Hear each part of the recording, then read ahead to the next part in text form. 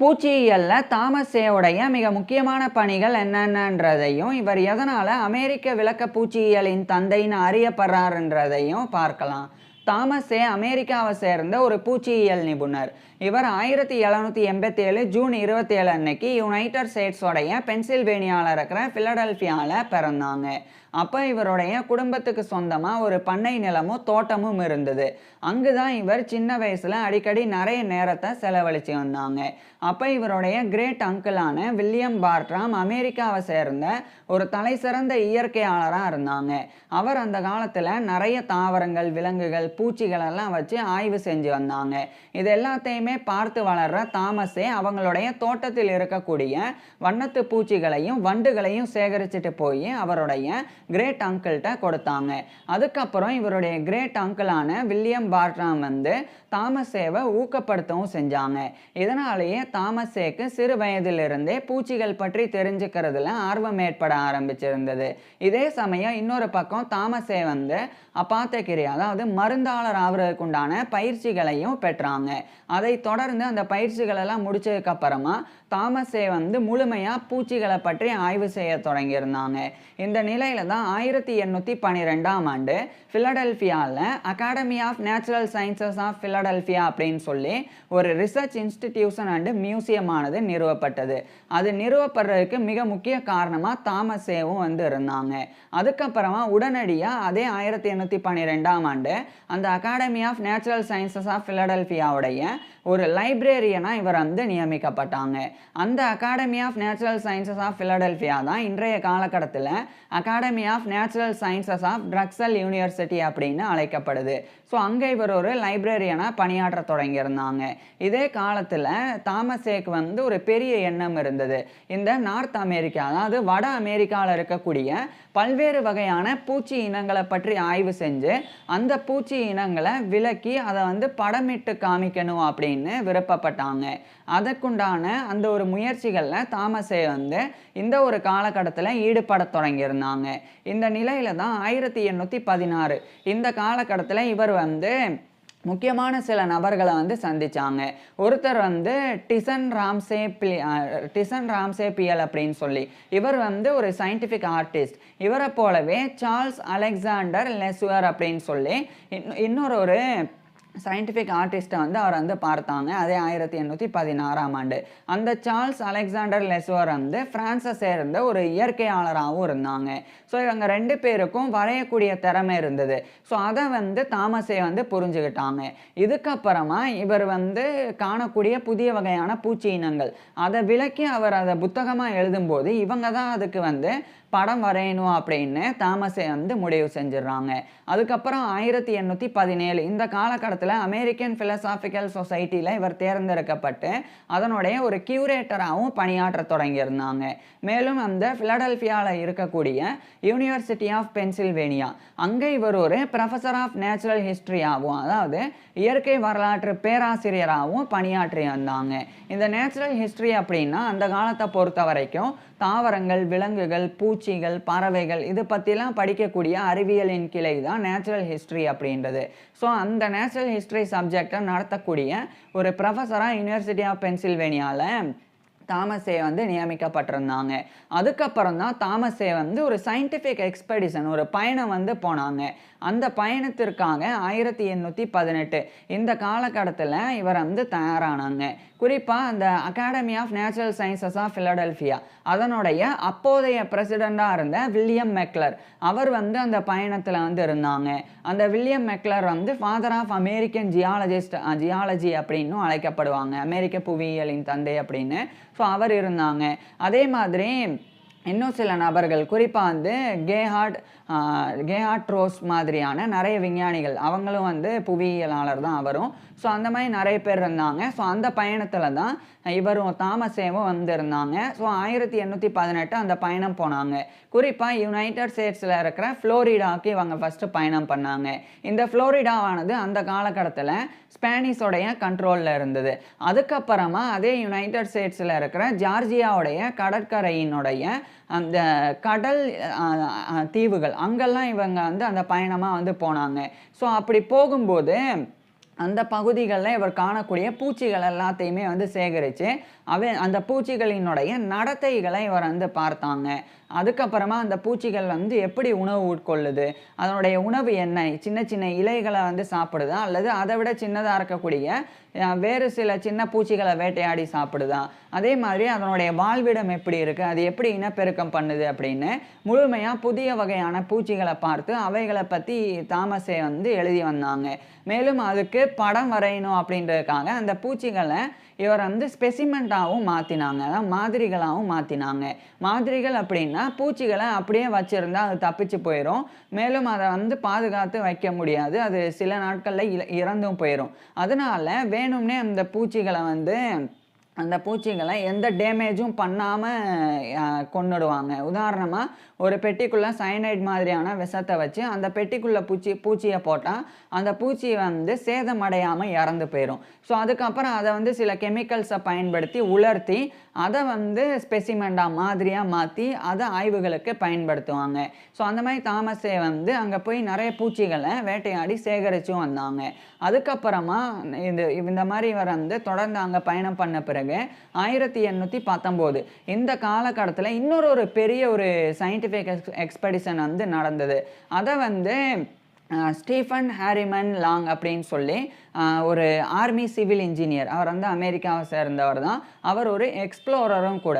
So அவருடைய தரப்பிலிருந்து ஒரு பெரிய சயின்டிஃபிக் எக்ஸ்பெடிஷன் வந்து அந்த காலகட்டத்தில் நிறுவப்பட்டிருந்தது கவர்மெண்டோடைய உதவியோட.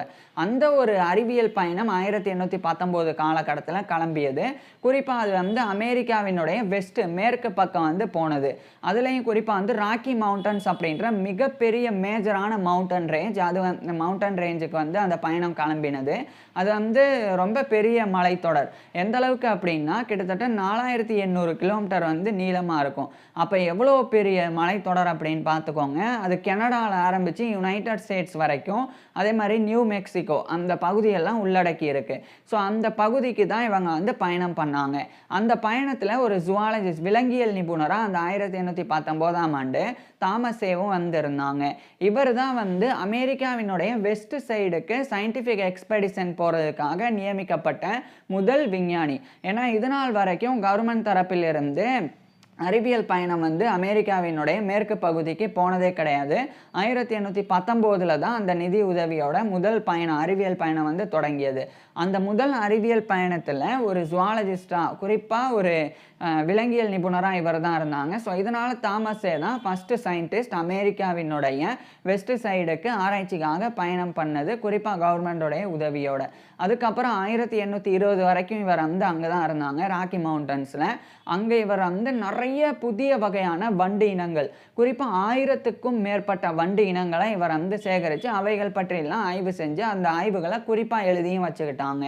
அதுக்கப்புறமா நூற்றுக்கணக்கான மற்ற பூச்சிகள், குறிப்பாக வண்ணத்து பூச்சிகள், எறும்புகள், அதே மாதிரி தட்டான்கள், இது மாதிரியான பூச்சிகளையும் இவர் வந்து சேகரித்து அது சம்மந்தப்பட்டும் ஆய்வு செஞ்சு வந்தாங்க. அதுக்கப்புறம் 1820 அந்த பயணம் முடிஞ்சுது. அதுக்கப்புறம் மீண்டும் 1822 இந்த காலகட்டத்தில் இன்னொரு பயணம் வந்து அதே ஸ்டீஃபன் ஹாரிமன் லாங் அவருடைய தலைமையில் இன்னொரு பயணம் தொடர்ந்தது. அந்த பயணத்திலையும் தாமஸே தான் வந்து ஒரு முக்கியமான ஒரு நபராக இருந்தாங்க. இப்போ இந்த ஒரு பயணமானது நேரடியாக வந்து பல இடங்களுக்கு, குறிப்பாக யுனைடெட் ஸ்டேட்ஸோடைய மினசோட்டா அங்கே இருக்கக்கூடிய மிசிசிப்பி ரிவர் அதனுடைய ஹெட் வாட்டர்ஸ் பகுதிக்கு போய் இவங்க வந்து ஆய்வு செஞ்சாங்க. ஹெட் வாட்டர்ஸ் அப்படின்னா என்னன்னா, அந்த நதி வந்து தொடங்கக்கூடிய இடம். அந்த மினசோட்டாவில் தான் அந்த நதி வந்து தொடங்கும். அந்த தொடங்குற இடத்துல போய் இவங்க வந்து ஆய்வு செஞ்சாங்க. அந்த நதியானது அந்த காலகட்டத்தில் செயின்ட் பீட்டர்ஸ் ரிவர் அப்படின்னு அழைக்கப்பட்டது. ஸோ அது வந்து மினசோட்டா ரிவர், மிசிசிப்பி ரிவர் அப்படின்னும் இன்றைய காலகட்டத்தில் அழைக்கப்படுது. அந்த நதி வந்து 2வது மிகப்பெரிய நதி அமெரிக்காவில். ஸோ அந்த நதியினுடைய தொடக்க பகுதி அந்த பக்கத்தில் போய் இவர் வந்து ஆய்வு செஞ்சாங்க. குறிப்பாக நதிக்கு ஓரத்தில் இருக்கக்கூடிய பூச்சிகள், அதுக்கப்புறமா செடிக்கு கீழே இருக்கக்கூடிய பூச்சிகள், பாறைகளின் இடுக்கில் இருக்கக்கூடிய பூச்சிகள் அப்படின்னு எல்லா பூச்சிகளையுமே இவர் வந்து ஆய்வு செஞ்சு அவைகள் எல்லாத்தையுமே வகைப்படுத்தவும் செஞ்சுருந்தாங்க. குறிப்பாக அதை வந்து டேக்ஸானமியும் இவர் வந்து பண்ணாங்க. டேக்ஸானமின்னா என்னன்னா, இப்ப பொதுவா வந்து ஒரு புதிய விஷயத்த ஃபர்ஸ்ட்டு கண்டறிகிறது, அடையாளம் கண்டறது. இப்போ ஒரு பூச்சி இருக்கு, அந்த பூச்சி வந்து இதுநாள் வரைக்கும் கண்டறியப்படல. எந்த விஞ்ஞானிகளும் அந்த பூச்சிக்கு பெயர் குடுக்கல. அது என்ன இனம் அப்படின்லாம் தெரியல அப்படின்னா, அப்ப ஃபர்ஸ்ட்டு என்ன அப்படின்னே தெரியாத ஒரு பூச்சி வந்து கண்டறியப்படுறது வந்து ஐடென்டிஃபிகேஷன். ஸோ அது ஃபர்ஸ்ட்டு பண்ணுவாங்க. ஸோ இவர் தாமஸே வந்து ஃபர்ஸ்ட்டு ஒரு பூச்சிய ஐடென்டிஃபை பண்ணுவாங்க. அதுக்கப்புறமா அந்த பூச்சிய டிஸ்கிரைப் பண்ணுவாங்க, விளக்குவாங்க. அந்த பூச்சி வந்து எந்த மாரியான வாழ்விடத்தில வாழுது, எப்படியான உணவுகள உட்கொள்ளுது, எப்படி இனப்பெருக்கம் பண்ணுது, எப்படி நடந்துக்குது, அத பத்திலாம் வந்து ஆய்வு செஞ்சு விளக்குவாங்க. அது டிஸ்கிரிப்ஷன் அப்படின்றது. அதுக்கப்புறமா அவைகளுக்கு பேரிடுவாங்க, நோமன்கிளேச்சர். அது வந்து அந்த பூச்சிகளுக்கு உரித்தான பேரிடுறது. அதுக்கப்புறமா கிளாசிஃபிகேஷன், அந்த பூச்சிகள வகை பிரிக்கிறது. குறிப்பா இந்த பூச்சிகள் எந்த கிளாஸஸ், எந்த ஆர்டர்ல வரும், அதே மாரி எந்த ஃபேமிலிய சார்ந்த, எந்த ஜீனஸ், பேரினத்தில இந்த பூச்சிகள் வரும். ஸோ அந்த மாரி அந்த பூச்சிகள வந்து கிளாசிஃபை பண்றது. இந்த 4 விஷயங்கள் ஐடென்டிஃபிகேஷன், டிஸ்கிரிப்ஷன், நோமன்கிளேச்சர், கிளாசிஃபிகேஷன் இது உள்ளடங்கிய ஒரு செயல்முறை தான் டாக்ஸானமி அப்படின்றது. அத தான் ரொம்ப தீவிரமா தாமஸே வந்து செஞ்சு வந்தாங்க. அதுக்கப்புறம் 1823 காலகட்டம் வரைக்கும் தொடர்ச்சியா இவர் வந்து அந்த பகுதிகள்ல தான், அந்த மிசிசிப்பி ரிவர் அது சார்ந்த பகுதிகள்ல தான் இவர் வந்து ஆய்வு செஞ்சு வந்தாங்க. ஸோ அதுக்கப்புறம் அந்த 1823 காலகட்டத்தில இவர் வந்து திரும்பிடுறாங்க. அதுக்கப்புறம் பிலடெல்ஃபியால இருந்துகிட்டு இவர் ஏற்கனவே இந்த 2, 3 பயணங்கள் 1818லேருந்து இவர் வந்து போன அந்த 3 பயணங்கள், அவைகள்ல இவர் பார்த்த ஆயிரக்கணக்கான வண்டு இனங்கள், நூற்றுக்கணக்கான மற்ற பூச்சி இனங்கள், அவைகள் எல்லாத்தையுமே தாமஸே வந்து எழுதி வந்தாங்க. இவர் எழுதும்போது, இவர் எழுதிட்டே இருக்கும்போதே அதுக்கேத்த மாரி, இப்போ உதாரணத்துக்கு ஒரு பட்டாம்பூச்சி வந்து பார்க்கறதுக்கு இந்த மாரி இருக்கும்.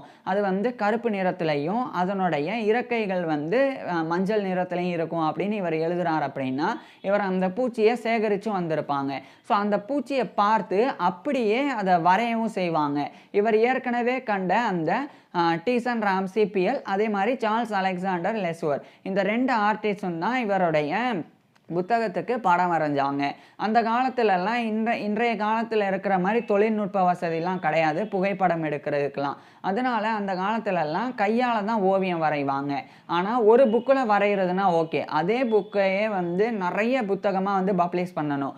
அப்ப எல்லா புத்தகங்களையும் ஒரே மாரி படம் வரைகிறது கஷ்டம். அதனால அந்த காலத்துல கலர் பிளேட்ஸ் அப்படின்னு ஒண்ணு இருக்கு. அததான் பயன்படுத்தினாங்க. அப்படின்னா என்னன்னா, ஒரு தகடு மாரி இருக்கும். அத வந்து சமதளமாக்கிட்டு அதுல வந்து கீறுவாங்க சில டூல்ஸ பயன்படுத்தி. இப்போ உதாரணத்துக்கு ஒரு பட்டாம்பூச்சிய வரையணும்னா, அந்த பிளேட்ல வந்து பட்டாம்பூச்சிய வந்து வரைவாங்க, கீறி வரைவாங்க. அப்படி வரைஞ்சதுக்கு அப்புறம் அந்த கீறின இடம்லாம் பள்ளம் விழுந்த மாரி இருக்கும். அதுக்கப்புறம் அதுல வந்து மை ஊத்துவாங்க. அதே மாரி சில கெமிக்கல்ஸையும் ஊத்துவாங்க. அதுக்கப்புறம் அது மேல வந்து ஒரு பேப்பர வச்சு எடுத்தா, அதுல வரையப்பட்ட அந்த கீறல், அந்த வடிவம் அப்படியே வந்து இன்னொரு பக்கம் அந்த பேப்பர்ல வந்து பிரிண்ட் ஆயிரும். இப்படி நெறைய பேப்பர இப்படி வச்சு எடுத்தா, அந்த மை மட்டும் தீர்ந்தா போதும். மைய ஊத்திட்டே இருந்தா போதும். அதே அச்சுல வந்து அந்த சீல் பண்ற மாரி. ஸோ அந்த மாரி வந்து பூச்சிகள் ஒரே வடிவத்துல, ஒரே அளவுல பூச்சிகளினுடைய வரைபடங்கள வந்து கொண்டு வந்துரலாம் பேப்பர்ல. ஸோ அந்த மாரி இந்த 2 ஆர்டிஸ்ட்டும் வந்து பண்ணாங்க. அது மட்டும் இல்லாம அவங்க வண்ணப் படங்களையும், அதாவது அந்த ஒரு அச்ச எடுத்ததுக்கு அப்புறம் அத வந்து கலர் பண்ணவும் செஞ்சாங்க. பெரும்பாலும் அந்த காலத்துல பிளாக் அண்ட் ஒயிட்ல தான் படம் வரைஞ்சிருந்தாங்க. சில நபர்கள் தான் அவங்களுடைய புத்தகத்துல கலர் படங்கள கொடுத்தாங்க. ஸோ அந்த கலர் படங்கள தாமஸேவும் அவருடைய புத்தகத்துல கொடுத்தாங்க. அதுக்கப்புறமா 1824 காலகட்டத்துல தான் தாமஸே வந்து American entomology or descriptions of the insects of North America அப்படின்ற டைட்டில்ல இவருடைய மான்யூமெண்டல் புக்க வந்து வெளியிட்டாங்க. இது அற்புத படைப்பா இருந்தது.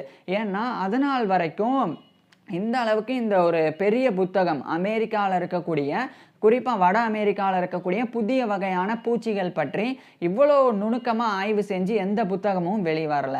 அது மட்டும் இல்லாம அந்த காலத்துலலாம் பூச்சிகள ஆய்வு செய்றது அப்படின்றது சாதாரணமா ஒரு ஜென்டில்மேன்ஸ் பாஸ் டைமா இருந்தது. அதாவது சும்மா நேரத்த போக்குறதுக்காக சில ரொம்ப ஜென்டில்மேனா இருக்கிறவங்க வந்து பூச்சிகள வந்து ஆய்வு செய்வாங்க. அது அவ்வளோதான். அது ரொம்ப டீப்பாலாம் அவங்க பண்ண மாட்டாங்க. ஆனா டீப்பா ஆய்வு செஞ்சு ஒவ்வொரு பூச்சி இனங்களையும் விளக்கி, அவைகளினுடைய நடத்தைய விளக்கி, அவைகளினுடைய வாழ்விடத்த விளக்கி, அப்படி அவ்வளோ விஷயங்கள அவர் வந்து விளக்கியிருந்தாங்க. அது எப்படியான புத்து கட்டுமா அல்லது கூடு கட்டுமா, எப்படி போய் வாழும் அப்படின்னு அவ்வளோ விஷயங்களையுமே இந்த புத்தகத்துல இவர் வந்து தெரிவிச்சிருந்தாங்க. இதனால இந்த புத்தகம் வந்து ரொம்ப ரொம்ப ரொம்ப ஃபேமஸான ஒரு புத்தகமா மாறினது.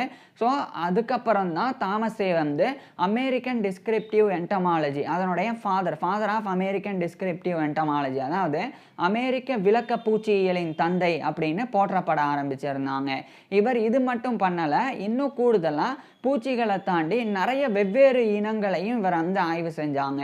குறிப்பா இவர் வந்து கயோட்டி அப்படின்னு சொல்லி ஒரு வகையான விலங்கு, அதுக்கப்புறமா ஸ்விட் ஃபாக்ஸ் அப்படின்னு சொல்லி ஒரு வகையான நரி, அந்த இனத்தையும் இவர் வந்து ஆய்வு செஞ்சாங்க. அதுக்கப்புறமா நெறைய பறவைகளையும் ஆய்வு செஞ்சாங்க. இதெல்லாம் இவர் ராக்கி மவுண்டன்ஸுக்கு போயிருக்கும்போது, அங்கிருந்த இந்த இனங்களெல்லாம் இவர் வந்து ஆய்வு செஞ்சு, அவைகள் பற்றியும் எழுதியிருந்தாங்க. அது மட்டும் இல்லாம, இவர் வந்து மேற்கொண்டு ஊர்வன விலங்குகள், குறிப்பா வந்து பல்லிகள், பாம்புகள், ஆமைகள் அவைகள் பற்றியெல்லாம் கூட ஆய்வு செஞ்சாங்க. அவைகள் எல்லாத்தையும் வெவ்வேறு புத்தகங்கள்ல இவர் வந்து எழுதி வெளியிட்டு தான் வந்தாங்க. அதுக்கப்புறம் இவர் வந்து கான்சியாலஜியிலயும் ஆர்வம் காட்டினாங்க. இது கான்கையாலஜி அப்படின்னும் அழைக்கப்படும். அப்படின்னா என்னன்னா, இந்த கடல் வாழ் உயிரினங்கள், குறிப்பா வந்து நத்தைகள், ஓடுள்ள நத்தைகள், அதுக்கப்புறமா வந்து சிற்பிகள், அதே மாரி சங்குகளுக்குள்ள வாழக்கூடிய மெல்லிய உடல் கொண்ட உயிரினங்கள், அவைகள் பற்றிலாம் ஆய்வு செய்றது தான் இந்த கான்சாலஜி அப்படின்றது. ஸோ, அதுலயும் இவர் ஆய்வு செஞ்சு நெறைய ரிசர்ச் ஒர்க்கையும் பண்ணிட்டுருந்தாங்க. இந்த நிலையில தான் ராபர்ட் ஓவன் அப்படின்னு சொல்லி ஒரு சோசியல் ரிஃபார்மர், அவர் வந்து ஒரு ஃபிலான்த்ரபிஸ்ட்டும் கூட. அவர் ஒரு பெரிய ஒரு கருத்த முன் வச்சிருந்தாங்க. அதாவது இந்த மாரி ஆய்வு பணியில ஈடுபடுறவங்க, அதே மாரி எல்லாமே எல்லாருக்கும் பொதுவா கிடைக்கணும் அப்படின்னு நினைக்கிறவங்க, அவங்கெல்லாம் சேர்ந்து ஒரு இடத்துல சமூகமா வாழலாம் அப்படின்னு சொல்லி, அவங்க வந்து யுனைட்டட் ஸ்டேட்ஸ் உடைய இந்தியானால இருக்கிற நியூ ஹார்மோனி, அங்க போய் ஒரு யூட்டோப்பியன் கம்யூனிட்டியா வாழத் தொடங்கியிருந்தாங்க. யூட்டோப்பியன் கம்யூனிட்டி அப்படின்னா மற்ற நபர்கள் கூட வாழாம, இங்க ஒரு குறிப்பிட்ட சமூகமா வந்து வாழ்றது. அவங்க எல்லாருமே சேர்ந்து உழைப்பாங்க, சேர்ந்து எல்லாத்தையும் பகிர்ந்துப்பாங்க. ஸோ, அந்த மாரியான ஒரு கம்யூனிட்டி தான். ஸோ, அப்படி ராபர்ட் ஓவன் உருவாக்கியிருந்தாங்க. அதுல கலந்துக்கணும் அப்படின்னு இவர் வந்து முடிவு செஞ்சு 1826ஆம் ஆண்டு தாமஸே வந்து அதுல போய் பங்கேற்றாங்க. இவர் பங்கேற்ற பிறகு அந்த யூட்டோப்பியன் கம்யூனிட்டிக்கு போனதுக்கு அப்புறமா இவருக்கு நெறைய சுதந்திரம் இருந்தது. ஸோ, மேற்கொண்டு இவர் வந்து அங்க போயிருந்தாலும் அந்த நியூ ஹார்மனி அப்படின்றது அந்த காலகட்டத்துல ரொம்பவும் வந்து கிராமப்புறமா இருந்தது. அப்படியான சூழல்ல கூட அங்க இருக்கக்கூடிய பூச்சிகளையும் தாமஸே வந்து ஆய்வு செஞ்சு வந்தாங்க. மேலும் அமெரிக்கன் என்டமாலஜி அதனுடைய 2nd வால்யூமையும் இவர் வந்து இந்த காலகட்டத்துல வெளியிட்டாங்க. அதுக்கப்புறம் அடுத்த ஆண்டு 1827 ஜனவரி 4 அன்னைக்கு இவர் வந்து அந்த நியூ ஹார்மனிக்கு வந்திருந்த லூசி வே சீஸ்டாரி அப்படின்னு சொல்லி ஒரு பெண், அந்த பெண்ணை வந்து இவர் வந்து திருமணம் பண்ணிக்கிறாங்க. அந்த பெண் அமெரிக்காவை சேர்ந்த ஒரு இயற்கையாளராகவும், பெண் இயற்கையாளராகவும், சயின்டிஃபிக் ஆர்டிஸ்டாகவும், அறிவியல் படங்களை வரையக்கூடியவங்களாகவும் இருந்தாங்க. ஸோ, அவங்கள தான் இவர் வந்து திருமணம் பண்ணாங்க. அதுக்கப்புறமா வில்லியம் சேவுடைய புத்தகத்தில் இவருடைய மனைவியான அந்த லூசி வே சீஸ்டாரி சே அவங்களும் வந்து நிறைய படங்களை வரைஞ்சு வந்தாங்க. அதுக்கப்புறம் 1828ஆம் ஆண்டு அமெரிக்கன் என்டமாலஜியோடைய 3rd வால்யூமை தாமஸே வெளியிட்டாங்க. ஸோ, மொத்தமாக இந்த அமெரிக்கன் என்டமாலஜி புத்தகத்தினுடைய 3 வால்யூம்ஸை இவர் வெளியிட்டிருந்தாங்க. அதை தொடர்ந்து இவர் வந்து 1830 இந்த காலகட்டத்தில் அமெரிக்கன் கான்சாலஜி அப்படின்னு சொல்லி நான் ஏற்கனவே சொன்ன நத்தைகள், சிற்பிகள், சங்குகளுக்குள்ள வாழக்கூடிய உயிரினங்கள் அவைகள் பற்றிலாம் எழுதி ஒரு புத்தகத்தை வெளியிட்டாங்க. அதில் 68 படங்கள் இருந்தது. அதில் 66 படங்களை இவருடைய மனைவி தான் வரைஞ்சிருந்தாங்க. ஸோ, அதுக்கப்புறம் தொடர்ச்சியாக நியூ ஹார்மோனியிலேயே தாமஸே வந்து இவருடைய பணிகள் எல்லாத்தையும் செஞ்சாங்க, ஆய்வுகளையும் ஈடுபட்டு வந்தாங்க. இந்த நிலையில தான் துரதிர்ஷ்டவசமாக இவர் டைஃபாய்டு ஃபீவர்னால பாதிக்கப்பட்டு 1834 அக்டோபர் 10 அன்னைக்கு இவருடைய 47 வயசுல தாமஸே வந்து இறந்து போனாங்க. தாமஸே இறந்து போனதுக்கு அப்புறமா இவர் வந்து அறிவியலுக்கு ஆற்றின பங்களிப்புக்கு, குறிப்பாக பூச்சியியலுக்கு ஆற்றின பங்களிப்புக்காக நான் ஏற்கனவே சொன்ன மாதிரி father of American descriptive entomology அப்படின்னு இவர் போற்றப்படுறாங்க. மேலும் ஃபாதர் ஆஃப் அமெரிக்கன் கான்சாலஜி அப்படின்னும் இவர் வந்து போற்றப்படுறாங்க. இதையும் கடந்து தாமஸ் சேவினுடைய பேரில் சில உயிரினங்களுக்கு பேரிடப்பட்டது. அதை நான் டிஸ்பிளே பண்ணுறேன், எந்தெந்த உயிரினங்களுக்கு அந்த பேரிடப்பட்டது அப்படின்னு. ஸோ, அந்த இனங்களுக்கெல்லாம் தாமஸ் சேவுடைய பேர் தான் வந்து சூட்டப்பட்டது. ஸோ, இந்த அளவுக்கு தாமஸே வந்து ரொம்ப முக்கியமான ஒரு விஞ்ஞானி. இவரை பற்றி நீங்கள் என்ன நினைக்கிறீங்க அப்படின்றத கீழே கமெண்ட்ஸில் சொல்லுங்கள். இதே மாதிரி நவீன பூச்சியியலின் தந்தையான வில்லியம் கெர்பி அவருடைய ஃபுல் லைஃப் ஹிஸ்ட்ரியை நான் ஏற்கனவே பேசியிருக்கேன். அதை பார்க்குறதுக்கு கீழே டிஸ்கிரிப்ஷனில் லிங்க் கொடுத்துருக்குறேன், கட்டாயமாக பாருங்கள்.